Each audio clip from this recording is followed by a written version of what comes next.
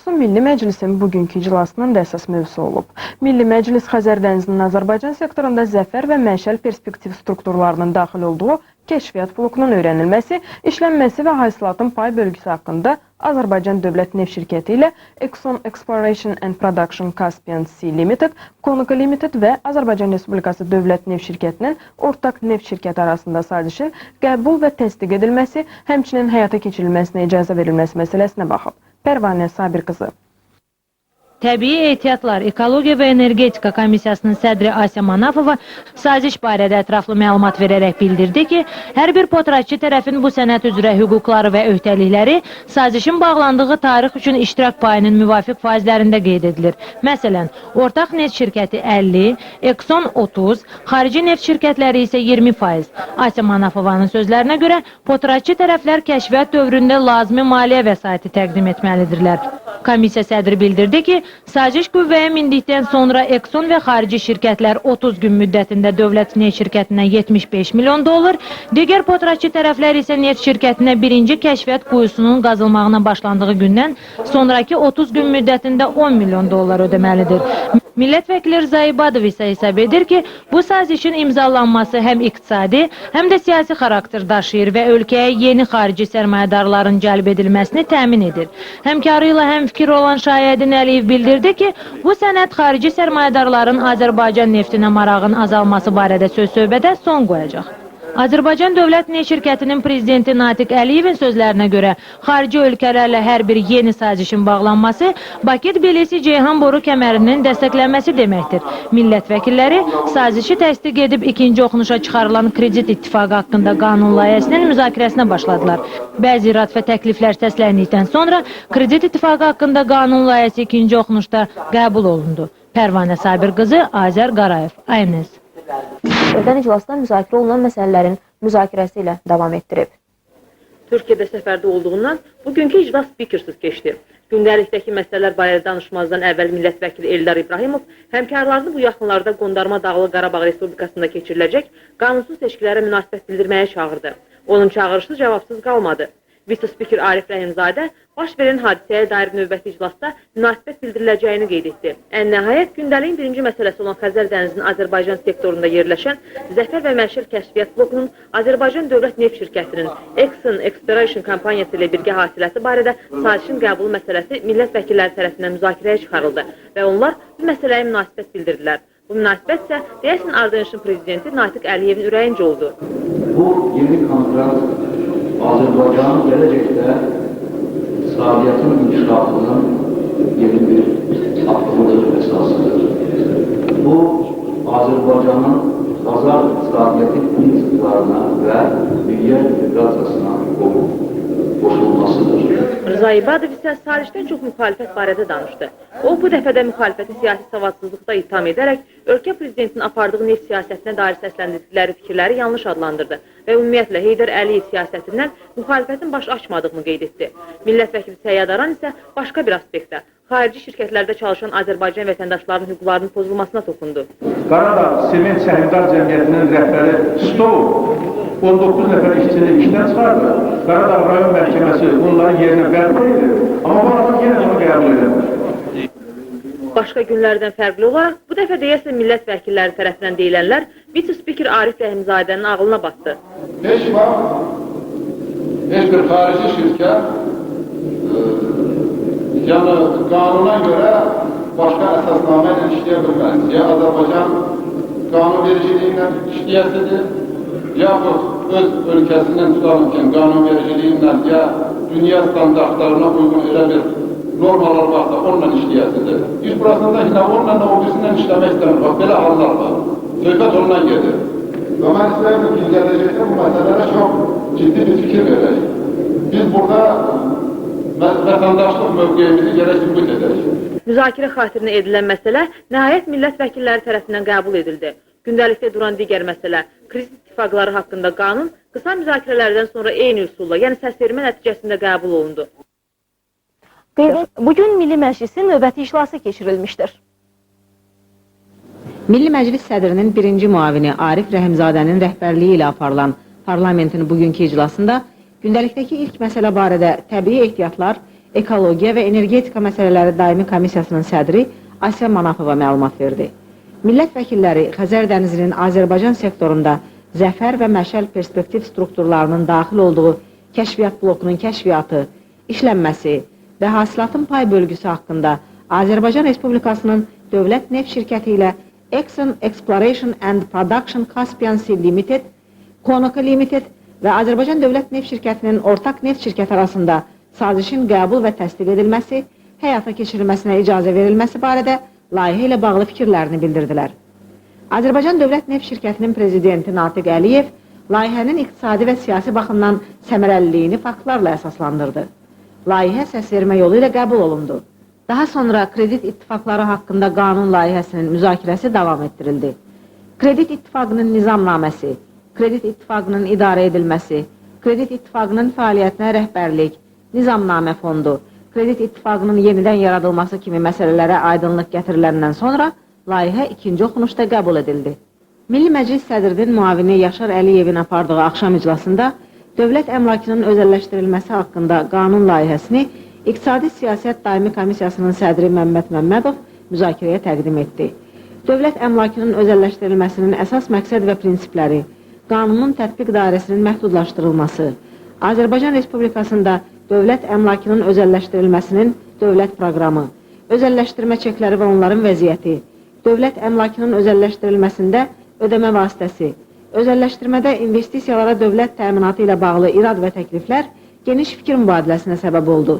Bütövlükdə layihəyə, eləcə də səslənən fikirlərə Əmlak Nazirliyi rəhbərliyinin münasibəti dinlənildikdən sonra layihənin müzakirəsini növbəti iclasda davam etdirmək qərar alındı.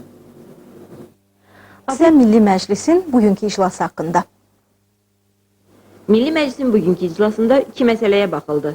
Hüquq siyasəti və dövlət quruculuğu məsələləri Daimi Komissiyasının sədri Zakir Zeynalov gündəliyə daxil edilmiş Azərbaycan Respublikasının Mərkəzi Seçki Komissiyası haqqında qanuna dəyişikliklər və əlavələrlə millət vəkillərini tanış etdi.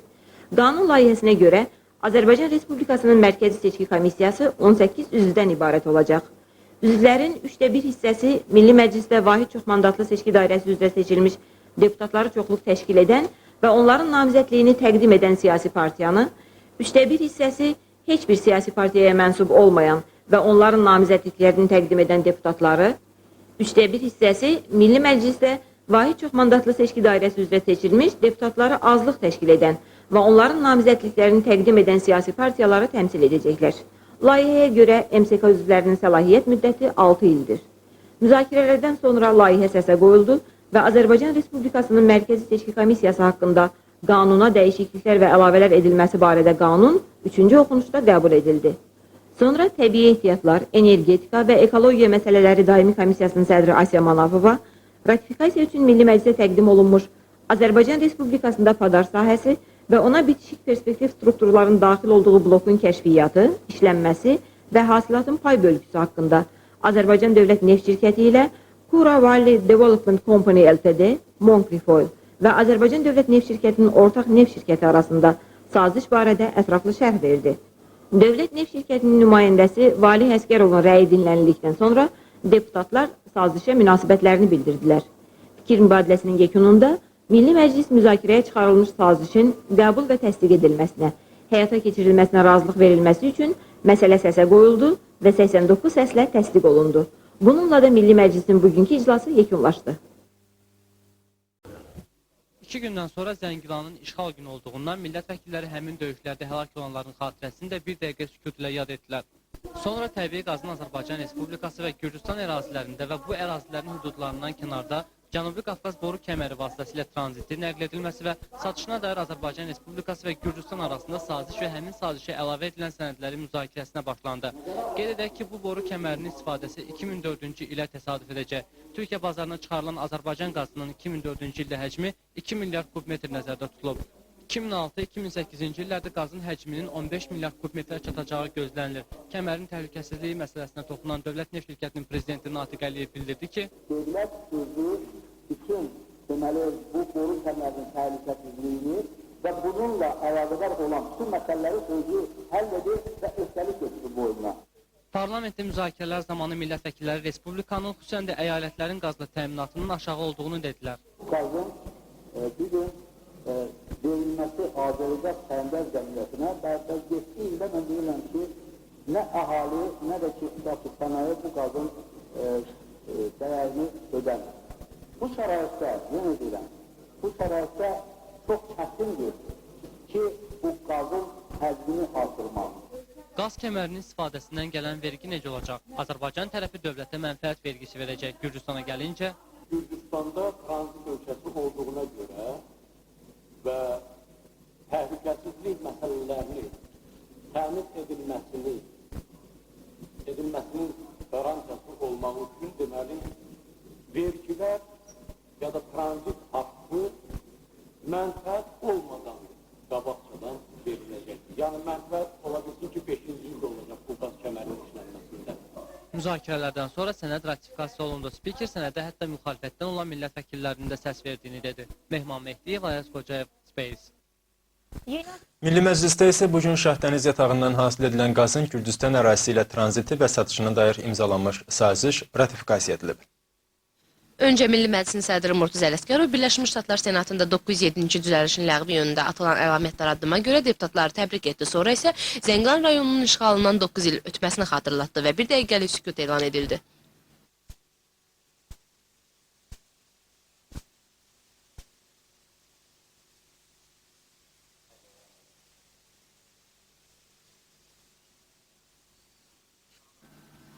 Daha sonra deputatlar gündəliyə müvafiq olaraq Şahdəniz qazının Gürcüstan ərazisi ilə nəqlinə və satışına dair Azərbaycan və Gürcüstan arasında müqavilənin müzakirəsinə başladılar. Saziş barədə məlumat verən Dövlət Neft Şirkətinin prezidenti Natiq Əliyev qeyd etdi ki, Şahdəniz layihəsi 5 il müddətində işlənib hazırlanıb. Dövlət Neft Şirkətinin prezidenti indiyə qədər imzalanmış neft müqavilələrinin müvəffəqiyyətlə həyata keçirildiyini qeyd etdi. Artıq 21 neft kontraktı imzalanmışdır. Bu neft kontraktların çərçivəsində ilkin neft layihəsi həyata keçirilmişdir. Artıq Şıra bir platformasından bugünə kimi 17 milyon tona kimi neft çıxarılıbdır. Bu bizə imkan verdi ki, bütün əməliyyat xərclərini tam şəkildə ödəyək. Deputatları isə bu müzakirələr zamanı Respublikanın təbii qaza olan daxili tələbatının ödənməsi daha çox maraqlandırdı.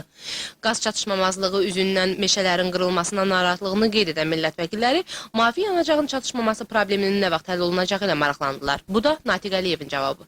Əsas məsələ bizim üçün, yenə deyirəm, dövlət neft şirkəti üçün böyük bir məsələdir. Azərbaycan Səhmdar Cəmiyyəti üçün böyük məsələdir. O da qazın dəyərinin ödənməmələridir. Bütün rayonlarda həm əhali tərəfindən, həm sənaye tərəfindən, həm məişət tərəfindən bu pullar ödənilmir, yığılmır. Və ona görə bunun, qazın əhaliyə təminatın artırılması bu çox böyük və vacib məsələlərə görə bunlar lazım səviyyədə deyil. 2 saata qədər davam edən müzakirələrdən sonra millət vəkilləri sözü gedən sazişi ratifikasiya etdilər. Mətənət Ağamirli, Lider TV. Millət vəkilləri də öz iclaslarına Amerika Senatının qəbul etdiyi qərarın müzakirəsi ilə başlayıblar. Deputatların daha sonra müzakirə etdikləri qanun layihəsi isə Azərbaycan energetika sahəsində böyük investisiyaların cəlb olunacağını vəd edir. Millət vəkilləri Amerika Senatının 907-ci düzəlişin tətbiqinin dayandırılması barədə qərarını alqışladılar. Spiker Murtuz Ələsgərov dedi ki, bu Azərbaycan prezidenti Heydər Əliyevin uğurlu xarici siyasətinin nəticəsində baş verib. Bu deməkdir ki, 907-ci düzəliş 9 il ərzində Azərbaycana qarşı yönəldilmiş bu düzəliş, bu ədaletsizlik aradan götürülür və bundan sonra başqa geçmiş Sovet Respublikaları kimi Azərbaycana da kifayət qədər lazımınca humanitar yardım göstəriləcək.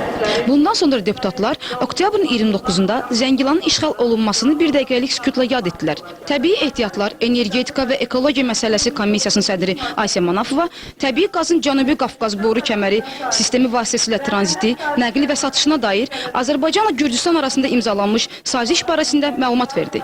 Xanım Manafova dedi dedi ki, yaxın günlərdə Gürcüstan prezidenti Eduard Şevarnadze də sazişin ratifikasiya edilməsi üçün sənədi Gürcüstan parlamentinə təqdim edəcək. Dövlət Neft şirkətinin prezidenti Natiq Əliyev bildirdi ki, kəmərin təhlükəsizliyini sazişi imzalayan dövlətlər təmin edəcək. Onun sözlərinə görə bununla bağlı hər bir dövlət üzərinə öhdəlik götürüb. Cənab Əliyev həmçinin sazişin həyata keçirilməsi ilə bağlı yeni iş yerlərinin açılacağını da qeyd etdi. Şirkətin vitse-prezidenti Valeh Ələsgərov isə mavi qazın Avropa bazarlarına çıxarılması üçün imkanların açıldığını vurğuladı. Onun sözlərinə görə, əgər Türkiyə hər il 6,6 milyard kubmetrdən az qaz almaq istəsə, bu halda qaz Türkiyəyə deyil, satış üçün Avropa bazarlarına çıxarılacaq. Avropada qazın qiymətinin yüksək olduğunu bildirən cənab Ələsgərov bu variantı Azərbaycan üçün daha sərfəli adlandırdı. Millət vəkilləri yekdilliklə sazişi ratifikasiya etdilər. Esmira Nami qızı Azər Qarayev, Aynız. Firdədə proqramımız davam edir. İndi isə Milli Məclisin bugün keçirilmiş növbəti iclası haqqında.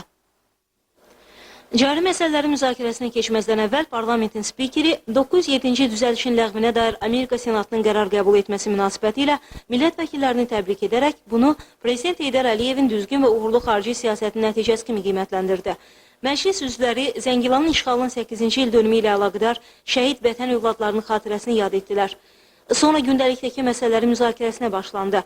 Təbii ehtiyatlar, energetika və ekologiya məsələləri daimi komissiyasının sədri Asiya Manafova qanunvericilik təşəbbüsü ilə Prezidentin Milli Məclisə təqdim etdiyi təbii qazın Azərbaycan və Gürcüstan ərazilərində və onun hüdudlarından kənarda Cənubi Qafqaz boru kəməri sistemi vasitəsilə transiti, nəqli və satışına dair hər iki ölkə arasında imzalanmış sazişin və həmin sazişə əlavə edilmiş sənədlərin təsdiq edilməsi barədə qanun layihəsi haqqında məlumat verdi. Dövlət Neft şirkətinin prezidenti Natiq Əliyevin çıxışında ölkəmizdə aparılan neft strategiyasının konturları verildi.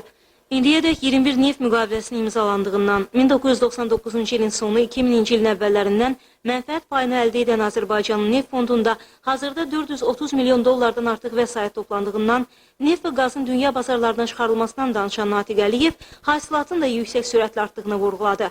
O, Şahdəniz qaz kondensat yatağının dəyərləndirilməsi ilə qaz ehtiyatları potensialının 1 trilyon kubmetrdən artıq olduğunu qeyd edərək layihənin verəcəyi səmərədən danışdı.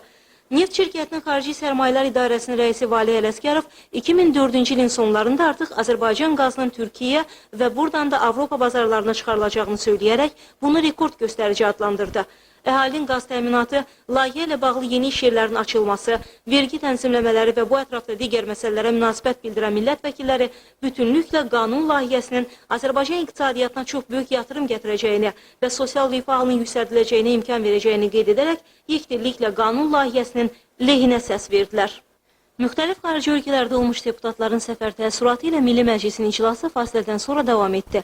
Cənubi Qafqaz ölkələri parlament sədrlərinin Tbilisi görüşlərindən, Avropa Şurası Parlament Assambleyasının Elm, Təhsil, Mədəniyyət və Kütləvi İnformasiya Vasitələri üzrə komitəsinin Yerevanda keçirilmiş iclaslarında müzakirə edilən məsələlərdən danışan millət vəkilləri ermənilərin yalanı doğru kimi qələmə vermək niyyətlərinin bu dəfədə ifşa edildiyini və səfərlərin region üçün çox faydalı olduqlarını bildirdilər.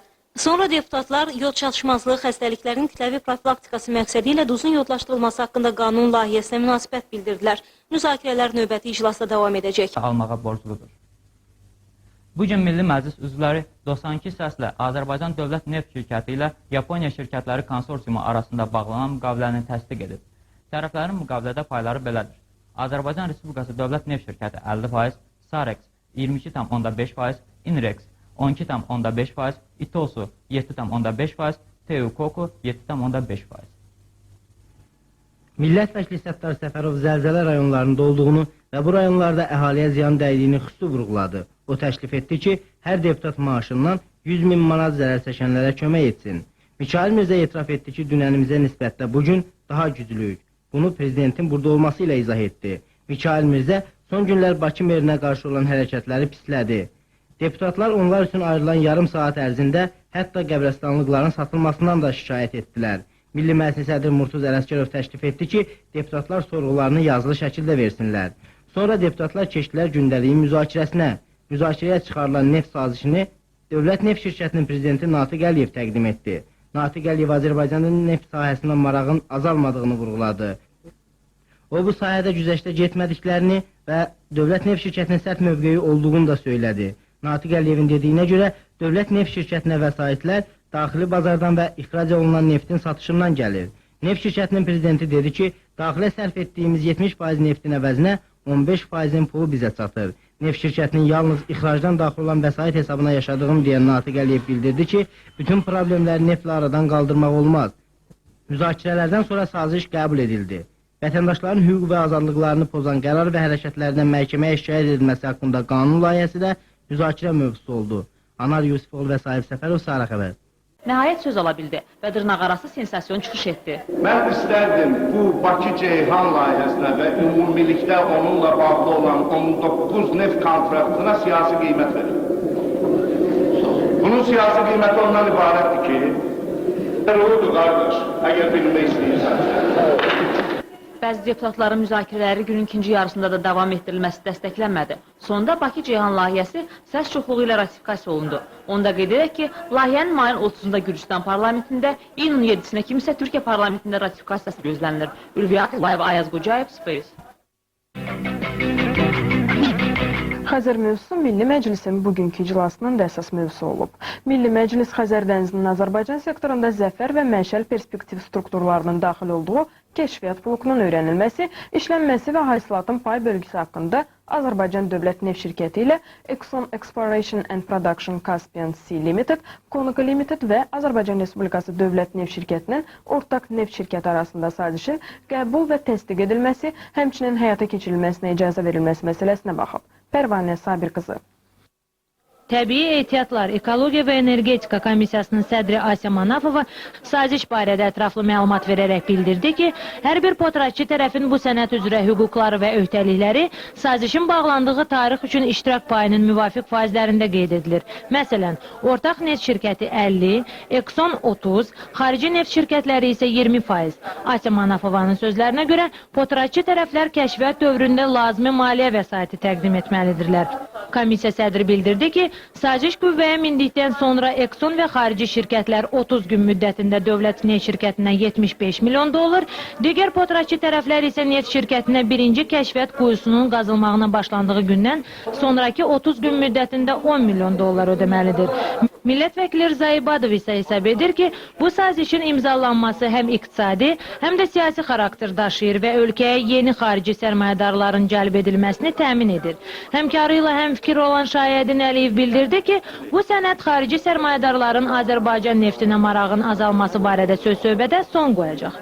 Azərbaycan Dövlət Neft Şirkətinin prezidenti Natiq Əliyevin sözlərinə görə, xarici ölkələrlə hər bir yeni sazişin bağlanması Bakı-Tbilisi-Ceyhan boru kəmərinin dəstəklənməsi deməkdir. Millət vəkilləri sazişi təsdiq edib ikinci oxunuşa çıxarılan kredit ittifaqı haqqında qanun layihəsinin müzakirəsinə başladılar. Bəzi irad və təkliflər səsləndikdən sonra kredit ittifaqı haqqında qanun layihəsi ikinci oxunuşda qəbul olundu. Pərvanə Sabir qızı, Azər Qarayev, ANS. Ötən iclasda müzakirə olunan məsələlərin müzakirəsi ilə davam etdirib. Türkiyədə səfərdə olduğundan bugünkü iclas spikersiz keçdi. Gündəlikdəki məsələlər barədə danışmazdan əvvəl millət vəkili Eldar İbrahimov həmkarlarını bu yaxınlarda Qondarma Dağlı Qarabağ Respublikasında keçiriləcək qanunsuz seçkilərə münasibət bildirməyə çağırdı. Onun çağırışı cavabsız qalmadı. Vice-spiker Arif Rəhimzadə baş verən hadisəyə dair növbəti iclasda münasibət bildiriləcəyini qeyd etdi. Ən nəhayət, gündəliyin birinci məsələsi olan Xəzər dənizinin Azərbaycan sektorunda yerləşən Zəfər və Məşəl Kəşfiyyat blokunun Azərbaycan Dövlət Neft Şirkətinin Exxon Exploration kompaniyası ilə birgə hasiləti barədə sazişin qəbulu məsələsi millət vəkilləri tərəfindən müzakirəyə çıxarıldı və onlar bu məsələyə münasibət bildirdilər. Bu münasibət isə deyəsin Ardıncın prezidenti Natiq Əliyevin ürəyincə oldu. Bu yeni kontrakt Azərbaycanın gələcəkdə iqtisadiyyatın inkişafının yeni bir addımıdır, əsasıdır. Bu, Azərbaycanın bazar iqtisadiyyatı prinsiplarına və dünya inteqrasiyasına qoşulmasıdır. Rza İbadov isə sazişdən çox müxalifət barədə danışdı. O, bu dəfədə müxalifəti siyasi savadsızlıqda itham edərək, ölkə prezidentinin apardığı neft siyasətinə dair səsləndirdikləri fikirləri yanlış adlandırdı və ümumiyyətlə Heydər Əliyev siyasətindən müxalifətin baş açmadığını qeyd etdi.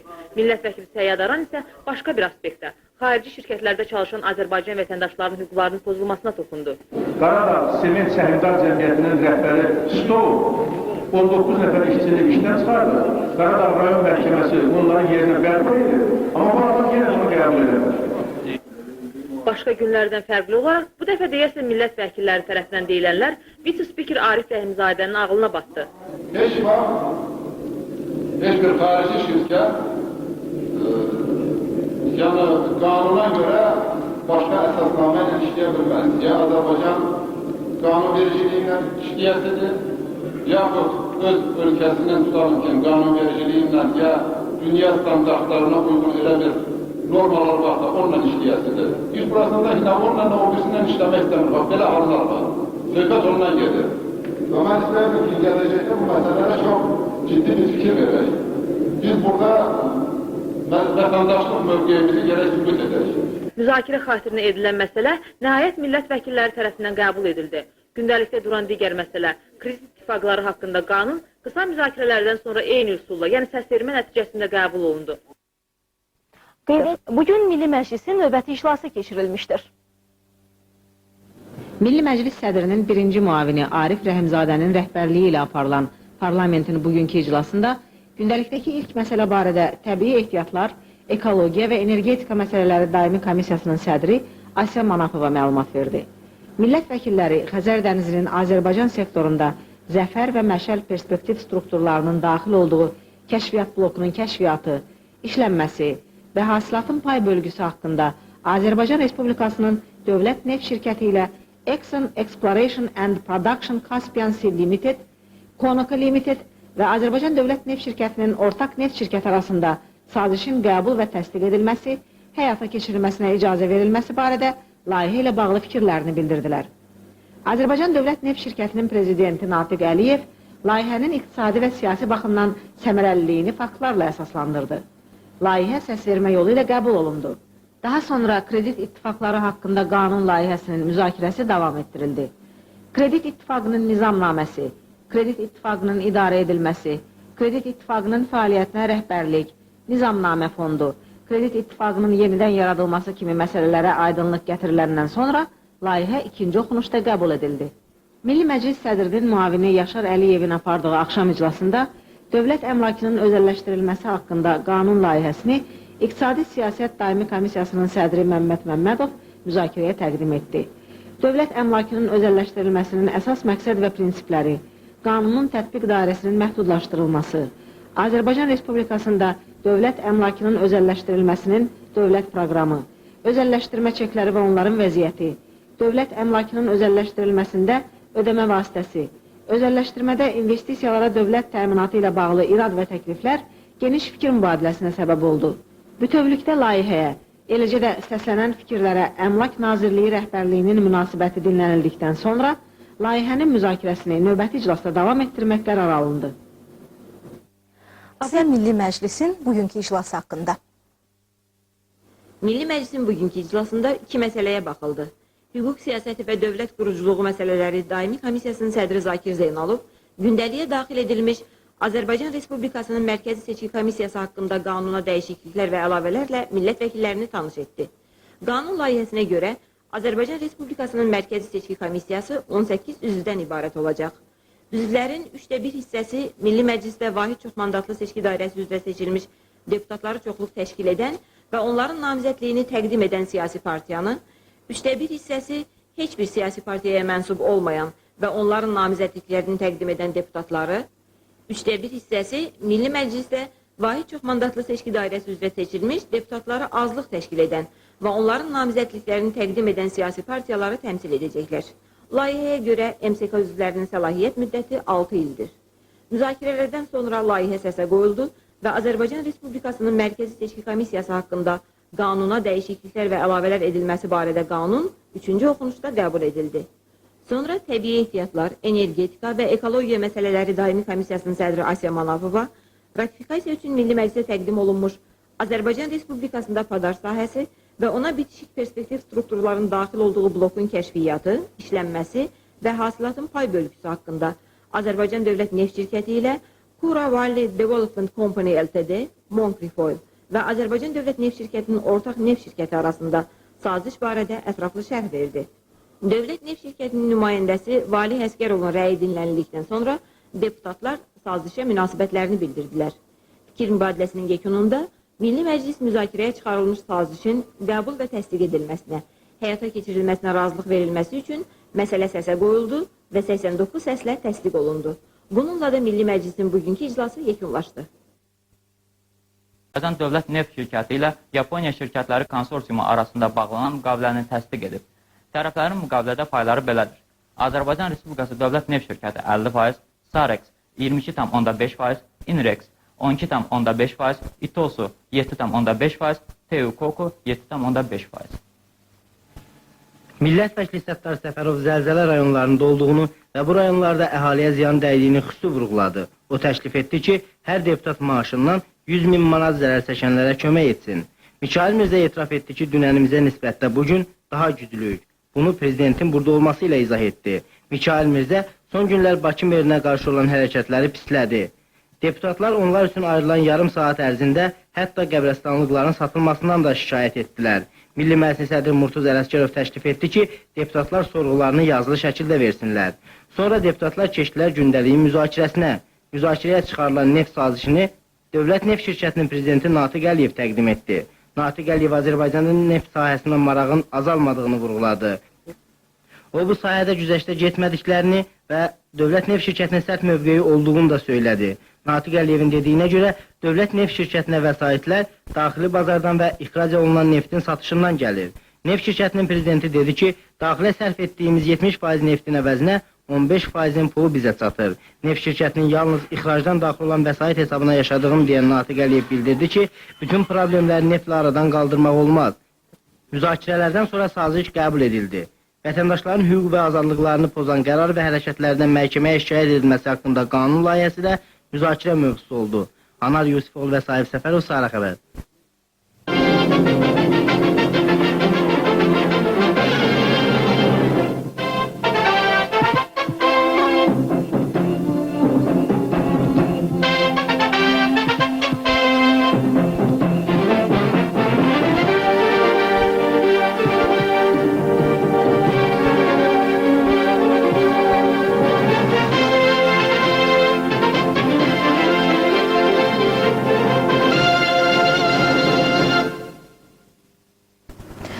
Salam, hörmətli tamaşaçılar, xəbərlərin növbəti buraxılışı efirdədir. Bugün Milli Məclisin növbəti iclası olmuşdur.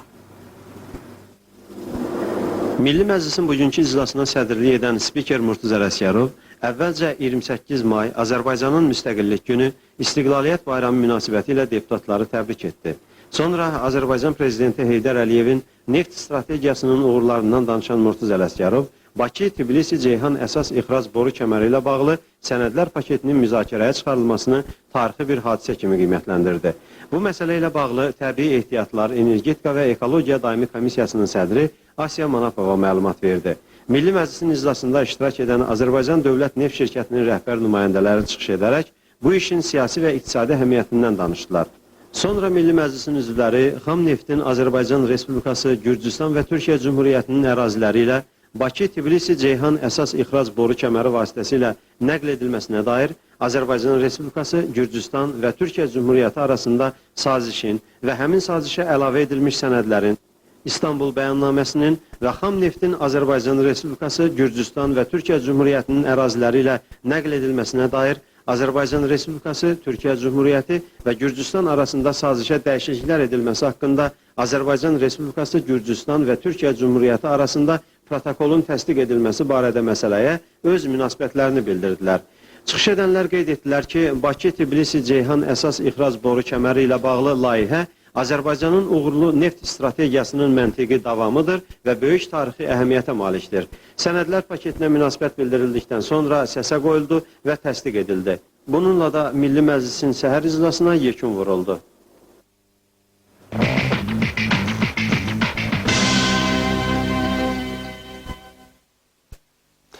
Bakı-Ceyhan layihəsi parlamentin bugün keçilən iclasında müzakirə olunaraq ratifikasiya olunub. Lakin Azərbaycanın Gürcüstana tariflərlə bağlı etdiyi güzəştlər iclasın gedişində bir sıra mübahisəli məqamlar yaratdı. İlk öncə Murtuz Ələsgərov millət vəkillərini qarşıdan gələn 28 may müstəqillik günü münasibətilə təbrik etdi. Sonra deputatlar Bakı-Ceyhan layihəsini müzakirə etməyə başladılar.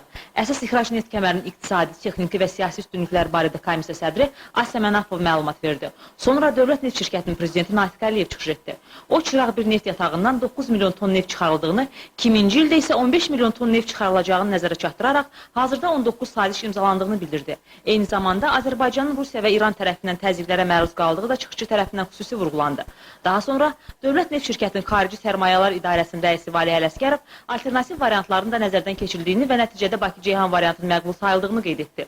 Millət vəkili Rza İbadov isə müzakirə olunan məsələdən bir qədər kənara çıxaraq müxalifət nümayəndələrinin Amerika səfərindən söz açdı. Millət vəkilinin sözlərinə görə Amerika senatında aparılan dinləmələrdə müxalifətçilər özlərini biabır ediblər. Azərbaycan prezidenti möhtərəm Heydər Əliyev cənabları Amerikaya gələndə mən necə böyük qürur hissi keçirdimsə, dünənki dinləmələrdə vaxtilə Azərbaycanda rəhbər olmuş adamların bu formada özlərini senatda aparmasına görə mən xəcalət təri tökdüm. Necə apardılar özlərini? Burada apardıqları kimi bir-birini sözün kəsirdilər, bir-birlərinə qarşı ittihamlar, nə bilim axı, vurdular deyə suyu tökdülər. Rza İbadov müxalifəti savadsızlıqda suçladı. Azərbaycan xalqının əleyhinə çıxış edən bir adam, bir spiker. 4 ildə oturub Amerikada. Murtuz müəllim 4 il ərzində meymunu öyrətmək olardı ingilis dilinə. Bu adam ingilis də bir kəlmə danışa bilmir. Daha sonra layihəyə dair öz fikirlərini söyləyən Milli İstiqlal Partiyasının sədri Etibar Məmmədov isə Bakı-Ceyhan layihəsini dəstəklədiyini söyləsə də, təqdim olunan sənədlər paketinə dair öz iradlarını da bildirdi. Kimdir o sərmayəçilər? Onların hansı şirkətlərdir, hansı kampaniyalardır, hansı maliyyə qurumlarıdır, onların haqqında bizə heç bir məlumat verilməyib. Xalq Cəbhəsi Partiyasının sədr müavini Əli Kərimov da layihə barədə müsbət fikir bildirsə də, öz iradlarını bildirməyi də unutmadı. Fikrimincə Azərbaycan hökuməti özünü çox həyəcanlı aparmış, bir sıra məsələlərdə güzəştlərə getməyə çox tələsmiş və bunun nəticəsində Azərbaycanın siyasi maraqları təmin olunsa da iqtisadi maraqlarına müəyyən ziyan dəymişdir. Gürcüstan da zəhmət çəkib müəyyən güzəştlərə getməlidir. Gürcüstana bizdən də artıq strateji baxımdan da, siyasi baxımdan da, iqtisadi baxımdan da lazım idi. Eləcə də Türkiyə və digər ölkələrdə. Spikerin layihənin ratifikasiya etmək üçün səsə qoyulmasını təklif etməsi isə bəzi deputatların narazılığına səbəb oldu. Çıxış etməyə can atan Akif Şahbazovun anlaşılmaz çıxışı zaldakıların gülüşünə səbəb oldu. Millət vəkili Toğrul İbrahimli də nəhayət söz ala bildi və dırnaqarası sensasiyon çıxış etdi. Mən istərdim bu Bakı-Ceyhan layihəsinə və ümumilikdə onunla bağlı olan 19 neft kontraktına siyasi qiymət verir. Bunun siyasi qiyməti ondan ibarətdir ki, olurdu qardaş, əgər bilmək istəyirsən. Bəzi deputatların müzakirələri günün ikinci yarısında da davam etdirilməsi dəstəklənmədi. Sonda Bakı-Ceyhan layihəsi səs çoxluğu ilə ratifikasiya olundu. Onda qeyd edək ki, layihənin mayın 30-da Gürcüstan parlamentində, iyunun 7-sinə kimi isə Türkiyə parlamentində ratifikasiyası gözlənilir. Ülviyə Akulayev, Ayaz Qocayev, Space. Xəzər mövzusu Milli Məclisin bugünkü iclasının da əsas mövzusu olub. Milli Məclis Xəzər dənizinin Azərbaycan sektorunda zəfər və məşəl perspektiv strukturlarının daxil olduğu kəşfiyyat blokunun öyrənilməsi, işlənməsi və hasilatın pay bölgüsü haqqında Azərbaycan Dövlət Neft Şirkəti ilə Exxon Exploration and Production Caspian Sea Limited, Conoco Limited və Azərbaycan Respublikası Dövlət Neft Şirkətinin ortaq neft şirkəti arasında sazişin qəbul və təsdiq edilməsi, həmçinin həyata keçirilməsinə icazə verilməsi məsələsinə baxıb. Pərvanə Sabir qızı.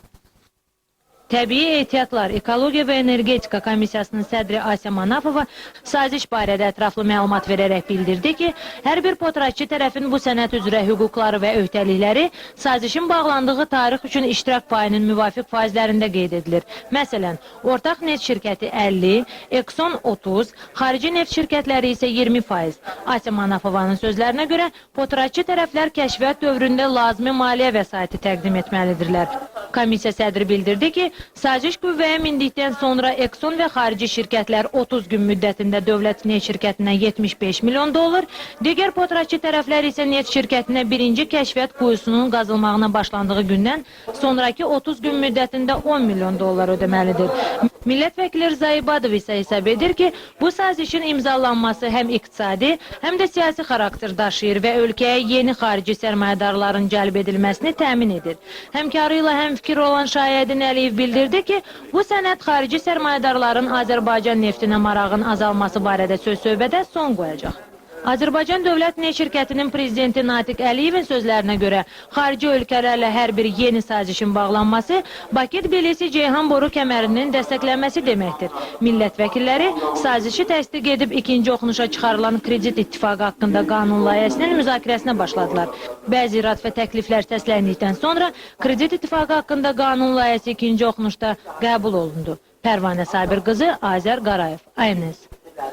Ötən iclasda müzakirə olunan məsələlərin müzakirəsi ilə davam etdirib.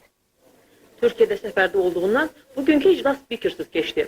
Gündəlikdəki məsələlər barədə danışmazdan əvvəl millət vəkili Eldar İbrahimov həmkarlarını bu yaxınlarda Qondarma Dağlı Qarabağ Respublikasında keçiriləcək qanunsuz seçkilərə münasibət bildirməyə çağırdı. Onun çağırışı cavabsız qalmadı. Vice-spiker Arif Rəhimzadə baş verən hadisəyə dair növbəti iclasda münasibət bildiriləcəyini qeyd etdi. Ən nəhayət gündəliyin birinci məsələsi olan Xəzər dənizinin Azərbaycan sektorunda yerləşən Zəfər və Məşəl Kəşfiyyat blokunun Azərbaycan Dövlət Neft Şirkətinin Exxon Exploration kompaniyası ilə birgə hasiləti barədə sazişin qəbulu məsələsi millət vəkilləri tərəfindən müzakirəyə çıxarıldı və onlar bu məsələyə münasibət bildirdilər. Bu münasibət isə deyəsən Ardıncın prezidenti Natiq Əliyevin ürəyincə oldu. Bu yeni kontrakt Azərbaycanın gələcəkdə iqtisadiyyatın inkişafının yeni bir addımıdır, əsasıdır. Bu, Azərbaycanın bazar iqtisadiyyatı prinsiplarına və dünya miqrasiyasına qoşulmasıdır. Rıza İbadov isə sazişdən çox müxalifət barədə danışdı. O, bu dəfədə müxalifəti siyasi savadsızlıqda itham edərək, ölkə prezidentinin apardığı neft siyasətinə dair səsləndirdikləri fikirləri yanlış adlandırdı və ümumiyyətlə Heydər Əliyev siyasətindən müxalifətin baş açmadığını qeyd etdi. Millət vəkili Səyyad Aran isə başqa bir aspektdə xarici şirkətlərdə çalışan Azərbaycan vətəndaşlarının hüquqlarının pozulmasına toxundu. Qaradağ Sement Səhmdar Cəmiyyətinin rəhbəri Stov 19 nəfər işçini işdən çıxardı. Qaradağ rayon məhkəməsi onların yerinə bərpa edir. Amma bu adam yenə bunu qəbul edir. Başqa günlərdən fərqli olaraq, bu dəfə deyəsən millət vəkilləri tərəfindən deyilənlər vice-spiker Arif Rəhimzadənin ağlına batdı. Heç bir xarici şirkət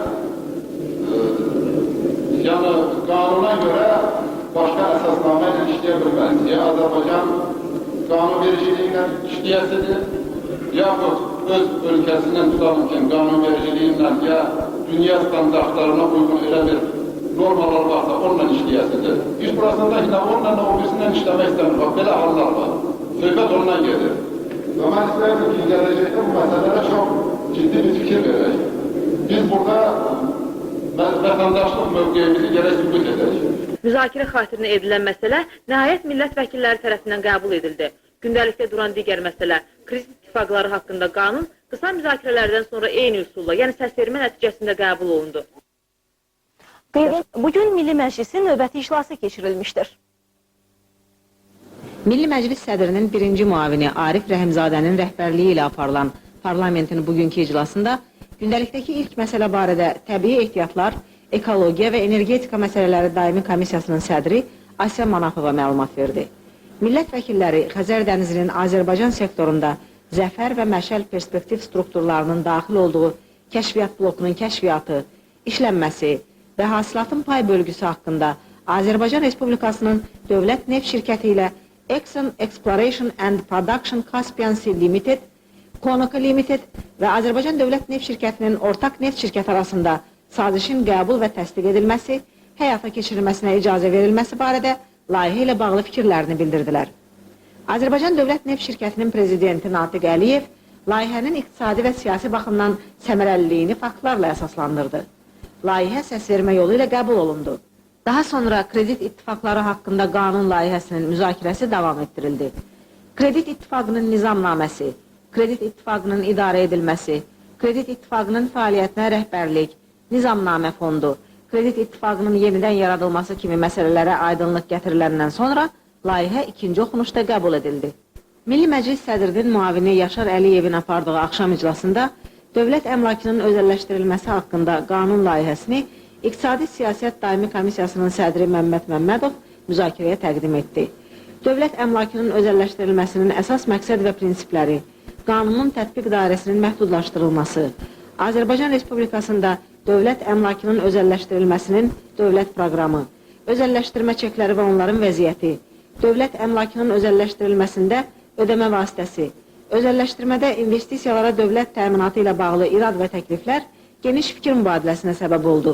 Bütövlükdə layihəyə, eləcə də səslənən fikirlərə Əmlak Nazirliyi rəhbərliyinin münasibəti dinlənildikdən sonra layihənin müzakirəsini növbəti iclasda davam etdirmək qərar alındı. Azər Milli Məclisin bugünkü iclası haqqında. Milli Məclisin bugünkü iclasında iki məsələyə baxıldı. Hüquq siyasəti və dövlət quruculuğu məsələləri daimi komissiyasının sədri Zakir Zeynalov gündəliyə daxil edilmiş Azərbaycan Respublikasının Mərkəzi Seçki Komissiyası haqqında qanuna dəyişikliklər və əlavələrlə millət vəkillərini tanış etdi. Qanun layihəsinə görə Azərbaycan Respublikasının Mərkəzi Seçki Komissiyası 18 üzvdən ibarət olacaq. Üzvlərin 1/3 hissəsi Milli Məclisdə vahid çoxmandatlı seçki dairəsi üzrə seçilmiş deputatları çoxluq təşkil edən və onların namizədliyini təqdim edən siyasi partiyanı, 1/3 hissəsi heç bir siyasi partiyaya mənsub olmayan və onların namizədliklərini təqdim edən deputatları, 1/3 hissəsi Milli Məclisdə vahid çoxmandatlı seçki dairəsi üzrə seçilmiş deputatları azlıq təşkil edən və onların namizədliklərini təqdim edən siyasi partiyaları təmsil edəcəklər. Layihəyə görə MSK üzvlərinin səlahiyyət müddəti 6 ildir. Müzakirələrdən sonra layihə səsə qoyuldu və Azərbaycan Respublikasının Mərkəzi Seçki Komissiyası haqqında qanuna dəyişikliklər və əlavələr edilməsi barədə qanun 3-cü oxunuşda qəbul edildi. Sonra Təbii Ehtiyatlar, Energetika və Ekologiya Məsələləri Daimi Komissiyasının sədri Asiya Manafova ratifikasiya üçün Milli Məclisə təqdim olunmuş Azərbaycan Respublikasında padar sahəsi və ona bitişik perspektiv strukturların daxil olduğu blokun kəşfiyyatı, işlənməsi və hasilatın pay bölgüsü haqqında Azərbaycan Dövlət Neft Şirkəti ilə Kura Valley Development Company Ltd, Moncrifoil və Azərbaycan Dövlət Neft Şirkətinin ortaq neft şirkəti arasında saziş barədə ətraflı şərh verdi. Dövlət Neft Şirkətinin nümayəndəsi Vali Həskərovun rəyi dinlənildikdən sonra deputatlar sazişə münasibətlərini bildirdilər. Fikir mübadiləsinin yekununda Milli Məclis müzakirəyə çıxarılmış sazişin qəbul və təsdiq edilməsinə, həyata keçirilməsinə razılıq verilməsi üçün məsələ səsə qoyuldu və 89 səslə təsdiq olundu. Bununla da Milli Məclisin bugünkü iclası yekunlaşdı. Devam edir. Bugün Milli Məclisin yekun iclası olmuşdur. Milli Məclisin bugünkü yekun iclasının gündəliyində mühüm bir məsələ. Azərbaycan Respublikasında Mişovdağ və Kəlaməddin neft yataqlarının daxil olduğu blokun bərpası, kəşfiyyatı, işlənməsi və hasilatın pay bölgüsü haqqında sazişin Milli Məclis tərəfindən ratifikasiya edilməsi məsələsi dururdu. Qeyd edək ki, Azərbaycan Respublikası qanunvericiliyində sazişin əhatə etdiyi məsələlərin tam nizamlanmaması, o cümlədən Azərbaycan Respublikasının karbohidrogen ehtiyatları haqqında qanunun olmaması səbəbindən sazişin Milli Məclis tərəfindən təsdiq edilməsi zəruriyyəti yaranmışdır. Təbii Ehtiyatlar, Energetika və Ekologiya Məsələləri Daimi Komissiyasının sədri Asiya Manafova bu ilin sentyabrında Vaşinqtonda Azərbaycan Respublikası Dövlət Neft Şirkəti ilə Moncrif Oil şirkətinə məxsus olan Karasu Development Company, Pet Oil və Dövlət Neft Şirkətinin ortaq neft şirkəti arasında Azərbaycan Respublikasında Mişovdağ və Kəlaməddin neft yataqlarının daxil olduğu blokun bərpası, kəşfiyyatı, işlənməsi və hasilatın pay bölgüsü haqqında saziş bağlandığını bildirərək bu saziş haqqında ətraflı məlumat verdi. O sazişin mühüm texniki tərəfləri, mənfəət karbohidrogenlərinin bölüşdürülməsi, ümumi hasilatın bölgüsü sxemi ilə millət vəkillərini tanış edərək bildirdi ki, 1980-ci ildə işlənməyə daxil olan Kəlaməddin yatağında bu ilin 9 ay ərzində 30 min ton, 1956-cı ildə istismara verilmiş Mişovdağdan isə son 9 ayda 73 min ton neft hasil edilmişdir. Bu sazişin iqtisadi əhəmiyyətinə toxunan Dövlət Neft Şirkətinin prezidenti Natiq Əliyev, dünyanın vacib neft regionlarından birinə çevrilmiş Azərbaycanda 1994-cü ildən bəri xarici şirkətlərlə imzalanmış neft müqavilələrinin modeli əsasında bağlanmış bu sazişin şərtləri, onun Azərbaycan iqtisadiyyatına və əhalinin sosial rifah halının yaxşılaşdırılması üçün əhəmiyyətindən danışdı. Xarici Sərmayələr İdarəsinin rəisi Vali Həskərov da bu kontraktın Azərbaycanın maraqlarına xidmət etdiyini bildirdi. Sonra qanun layihəsi millət vəkillərinin müzakirəsinə təqdim edildi. Mövcud saziş haqqında irad və təkliflərini söyləyən millət vəkillərinin suallarını Dövlət Neft Şirkətinin prezidenti Natiq Əliyev müfəssəl cavablandırdı. Sonra səs çoxluğu ilə Azərbaycan Respublikasında Mişovdağ və Kəlaməddin neft yataqlarının daxil olduğu blokun bərpası, kəşfiyyatı, işlənməsi və hasilatın pay bölgüsü haqqında saziş ratifikasiya edildi. Qanun layihəsi qəbul edildikdən sonra parlamentin spikeri Murtuz Ələskərov birinci çağırışda seçilmiş millət vəkillərinin son 5 ildə parlamentdəki fəaliyyəti dövründə gördüyü işlərə nəzər salaraq Azərbaycanın hüquqi dövlət quruculuğu yolunda yaşıl işıq yandıran, indiyədək 950-dən çox hüquqi sənədi müzakirə və qəbul edən Ali qanunverici orqanın yekun iclasında parlament üzvlərinə gələcək fəaliyyətlərində yeni uğurlar arzuladı. Zərurət yaranarsa, qarşıdakı parlament seçkilərinə qədər yenidən görüşəcəklərini söyləyən Murtuz Ələsgərov, növbəti seçkilərdə namizədliyini irəli sürmüş millət vəkillərinə uğurlar arzuladı. Bununla da Milli Məclis son 5 ildəki işinə yekun vurdu.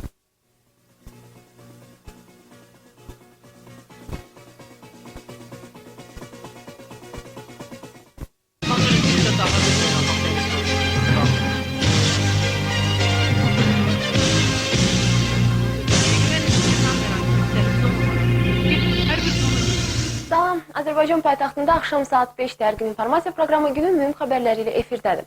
Bugün Milli Məclisin son iclası keçirilməli idi. Tətil önü belə iclaslar çox olur. Amma bu iclas 1995-2000-ci illər arası parlament fəaliyyətini yekunlaşdırmaqla yanaşı, Milli Məclisin bir çox üzvlərinin deputatlıq səlahiyyətinin də axırıncı günlərindən biri oldu. Milli Məclisin bu günü tarixi ola bilmədi. Əvvəli lap adi başladı. Energetika və Təbii Ehtiyatlar Komissiyasının sədri Asya Manafova beynəlxalq sənəd, Azərbaycanda Mişovdağ və Kəlamətli neft yatağının daxil olduğu blokun bərpası, kəşfiyyatı, işlənməsi və hasilatın pay bölgüsü haqqında bir neçə şirkət arasında neft sazişi barədə parlamentə ətraflı məlumat verdi. Azərbaycan Dövlət Neft Şirkəti ilə Karasu Development Company, Pet-Oil və Dövlət Neft Şirkətinin ortaq neft şirkəti arasında bağlanan bu sazişə görə çox da məhsuldar olmayan bu yataqlarda birgə fəaliyyət, neft hasilatının artmasına, investisiya fəaliyyətini genişləndirməyə, eyni zamanda sosial məsələ kimi 8000-dən artıq işçi yerinə saxlamağa imkan verəcək. Bütün bunlar saziş barədə idi. Amma son iclasda son çıxışını edən Asya xanım parlament sədrinə müraciət edərək xatirə şəkli çəkdirməyi, bir də mümkün olsa vida ziyafətini təşkil etməyi təklif etdi. Təklifə konkret cavab verilmədi. Dövlət Neft Şirkətinin prezidenti Natiq Əliyev sazişlə bağlı əlavələrini bildirməklə yanaşı, son illərdə parlamentdə ratifikasiya olunan neft sazişlərinin ölkənin neft sənayesinin inkişafındakı müstəsna əhəmiyyətindən danışdı və bu sənədlərə səs verib ratifikasiya edən Milli Məclis üzvlərinə təşəkkürünü bildirdi. Qısa müzakirədən sonra parlament üzvləri sazişi qəbul edərək təsdiq etdilər. Bununla da parlamentin bir o qədər də canlı keçməyən iclası yekunlaşdı. Amma nə Azərbaycanın himni çalındı, nə də təntənəli bağlanış oldu. Çünki spiker dedi ki, lazım olsa bəlkə bir də yığışdıq. Qaldı Asya xanımın təklif etdiyi vida ziyafətinə bu mərasim deyəsən olacaq. Hər halda Dövlət Neft Şirkətinin prezidenti Natiq Əliyev bu missiyanı keçirməyi öz üzərinə götürdü. Özünün dediyinə görə sözünün üstündə duran adamdır. Nərmin Əlxanbəli, Akşan Rzayev, Space. Milli Məclis Azərbaycanın xarici şirkətlərlə imzaladığı 20-ci neft müqaviləsini ratifikasiya etdi. Bu demək olar ki, Milli Məclisin son iclaslarından biri idi.